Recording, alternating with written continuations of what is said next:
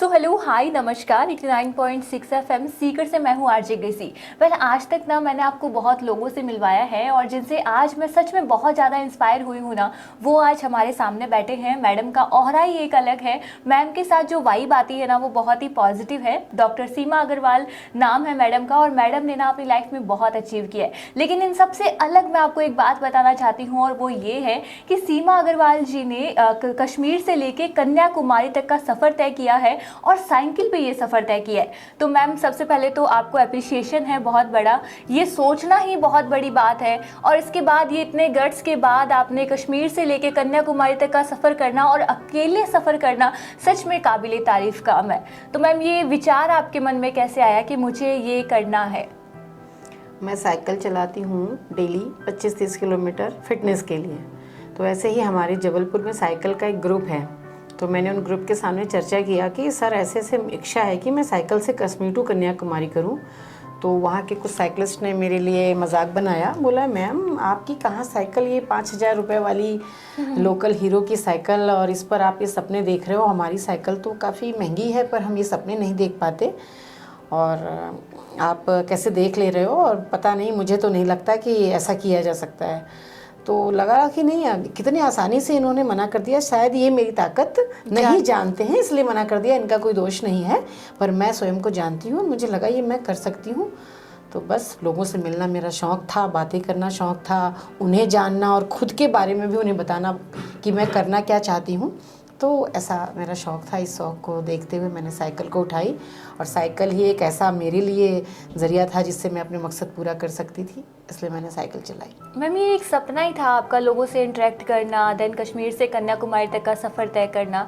तो सपने बहुत मैटर करते हैं ज़िंदगी में होना, और सपनों के थ्रू आप लाइफ में जो अचीव करना चाहते हो वो आप अचीव कर सकते हो।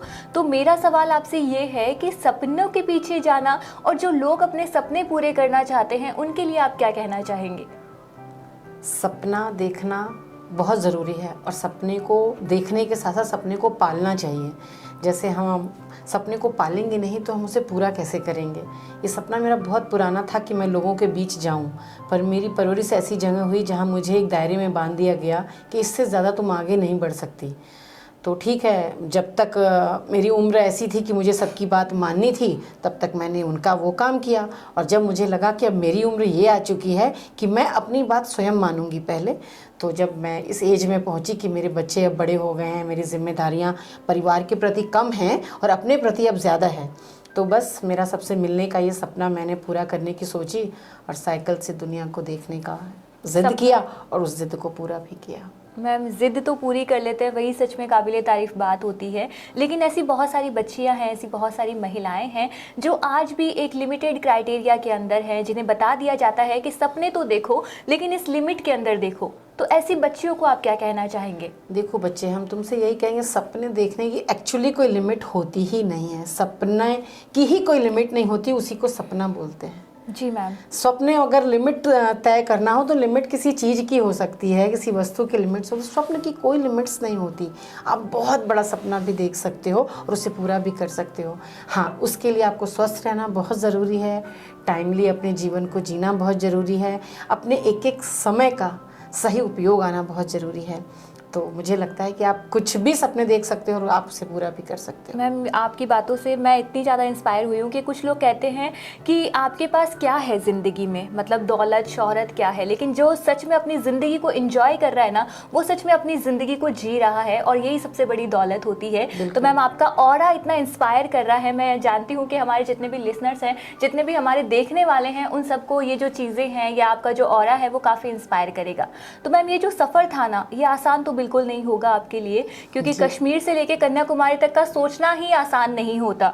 तो आपने तो ये तय किया था, तो इस सफ़र के दौरान आपको कितनी मुश्किलों का सामना करना पड़ा? बहुत सारी मुश्किल आ रही थी, पर मुझे लगा एक महिला शादी करके एक ऐसे इंसान के साथ अपना पूरा जीवन गुजार लेती है जिसे वो जानती भी नहीं है। और ये इतना मुश्किल होता है बेटे कि शायद मैं एक शादीशुदा महिला हूँ, 3 बच्चों की माँ हूँ, और इस मुश्किल सफ़र को मैंने तय किया है। तो मुझे लगता है कि हर महिला दुनिया का कोई भी काम कर सकती है अगर वो शादी कर कर एक परिवार चला सकती है। तो एक महिला में इतनी ताकत होती है। तो बच्चे, ये कश्मीर टू कन्याकुमारी कुछ भी नहीं है। एक अनजान इंसान के साथ पूरा जीवन बिता देना एक घर के अंदर, वो कितना बड़ा सफ़र है। मैं इसके बारे में जितना बोलूँगी उतना कम है। इसलिए कश्मीर टू कन्याकुमारी मात्र ये तो मेरे सपने का सिर्फ एक पार्ट है। और बहुत बड़ा जीवन हम ऐसे गुजार देते हैं जो इतना टफ होता है, और वो सारी महिलाएं कर रही हैं। क्या बात है मैम, बहुत ही खूब। मतलब आपकी जो वर्ड्स आते हैं, आपकी जो सोचने का नज़रिया है, वो हमें एक बार के लिए सोचने पे मजबूर कर देता है कि क्या हम जो कर रहे हैं वो हमारे जीने के लिए अच्छा है। आई मीन टू से कि जो ज़िंदगी हम जी रहे हैं वो हमारे लिए वेल्दी है या नहीं। तो रियली अप्रिशिएट मैम। वेल, एक और सवाल मेरा आपसे रहेगा कि इस सफ़र के दौरान आपने बहुत कुछ एक्सपीरियंस किया होगा जो शायद आपने अपनी पूरी ज़िंदगी में नहीं एक्सपीरियंस किया होगा। तो ये आपने क्या एक्सपीरियंस किया, मतलब कैसा आपका वो रहा? जब मैं कश्मीर टू कन्याकुमारी में मध्य प्रदेश के एक गांव से निकल रही थी, तो मैंने देखा कि एक गांव की लेडीज़ है, शायद वो आदिवासी रही होगी, उसके सर पर लकड़ी का एक गट्ठर था और वो बेर के पेड़ के नीचे से निकल रही थी, और वो चलती चलती अपने पैर की उंगलियों से बेर को फंसाकर अपने मुंह में ले जा रही थी। जिस काम को मुझे करने के लिए साइकिल को रोकनी पड़ती, बेर बीन कर खाना पड़ता, वो लकड़ी का गट्ठर सिर पर रख कर चलते हुए भी बेर को खाती जा रही थी। तो हम समझते हैं कि लगता है बहुत सारी टेक्निक जब हम देखते हैं कि इसमें बहुत कुछ है सीखने के लिए, इन गाँव के लोगों से हम क्या सीखेंगे। एक्चुअली मुझे सारी प्रेरणा ही उन्हीं लोगों से मिलती थी जो इतने सारी मुश्किल को सहते हुए बहुत कुछ कर लेते थे। एक बार मैं, ठंडी का टाइम था, और एक बुज़ुर्ग महिला जिसके तन पर शायद पूरे कपड़े भी नहीं थे, वो आधा सा बस कपड़ा, वो जिसको हम पेटीकोट बोले तो, और एक गमछा सा बोले तो, वो लपेट कर सड़क के किनारे बैठी हुई और 4 ईंटें को जोड़कर कुछ लकड़ियाँ चुनकर उस पर राइस पकाकर वो अपने भोजन का इंतज़ाम कर रही थी। तो मुझे लग रहा था कि जब इतनी सारी मुश्किलों में ये भी अपनी सांसों को बचा कर रख सकते हैं और ज़िंदा रह सकते हैं, तो हमें तो कितनी सारी साधन मिले हैं जीने के लिए। तो एक्चुअली कई बार हम घर के अंदर छोटी छोटी प्रॉब्लम से टूट जाते हैं। वो मुझे इन सफ़र के दौरान पता चला कि ज़िंदगी टूटने का नाम नहीं, ज़िंदगी चलने का नाम है। कि ऐसे लोग आपको प्रेरणा दे जा रहे हैं जिसने शायद कोई बुक ना पढ़ी हो जीवन में प्रेरणा देने वाली, वो अपने कर्तव्यों से प्रेरणा दे गए कि देखो जीवन हम भी जी सकते हैं, हम भी जी रहे हैं। तो उनको पॉजिटिव सीखो कि इतनी मुश्किलों के बाद भी ऐसा क्या होता है उस पागल के अंदर जो बिना चप्पल पहने पूरा लाइफ भर वो बिना चप्पल की धूप में चलता रहता है, क्योंकि वो पागल है। इतनी शक्ति आती कैसे है?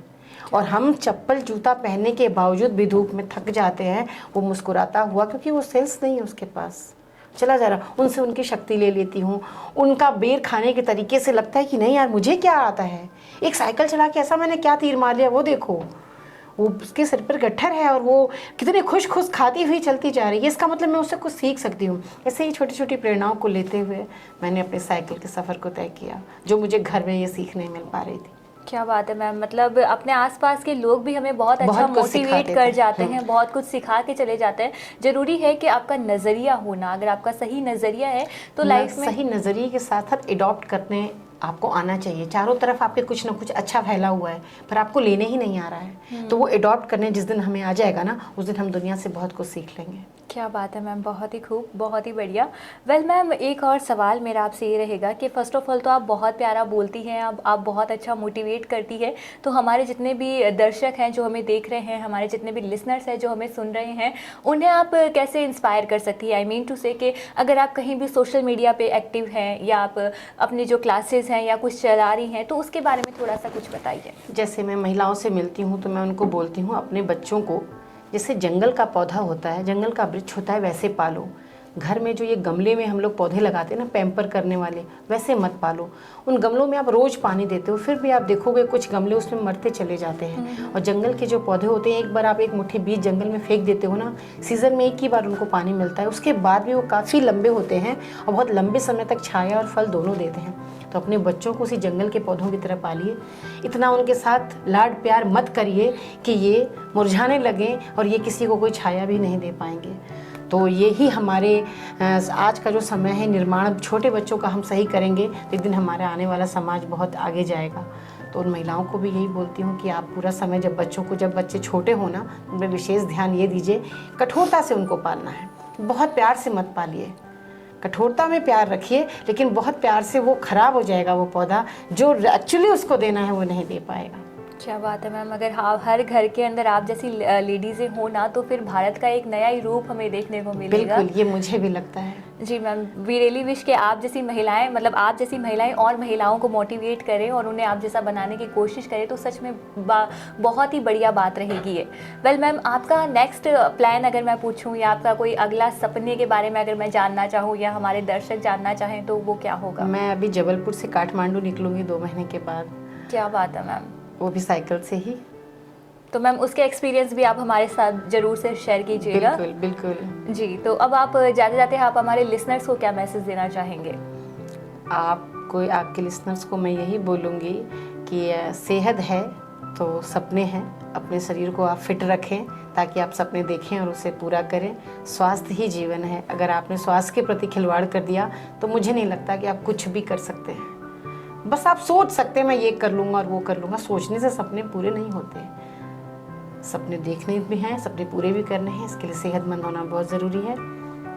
जी मैम, सेहतमंद होना बहुत ज़रूरी है। और हमारी थोड़ी प्रीटी वुमन आज ऐसी भी हैं जो पैसे बचाने के लिए अपना मंथली चेकअप नहीं करवाती। तो एक एडवाइस मैं उन्हें हमेशा अपने शोज़ में देती हूँ कि जब भी आप मतलब पैसे बचाइए, कोई वो बात नहीं है, लेकिन मंथली चेकअप जरूर करवा लें। क्योंकि अगर ऐसा नहीं करवाएंगे ना, तो फिर वो ज़्यादा पैसे जितने भी आपने सेव किए ना, उससे डबल आपके लग जाना है। तो ये आपने एक बहुत ही अच्छा मैसेज दिया है। मैं आपको एक बार फिर से शुक्रिया कहना चाहूँगी कि आप हमारे पास आए और आपने अपना कीमती वक्त हमें दिया। धन्यवाद मैम। शुक्रिया।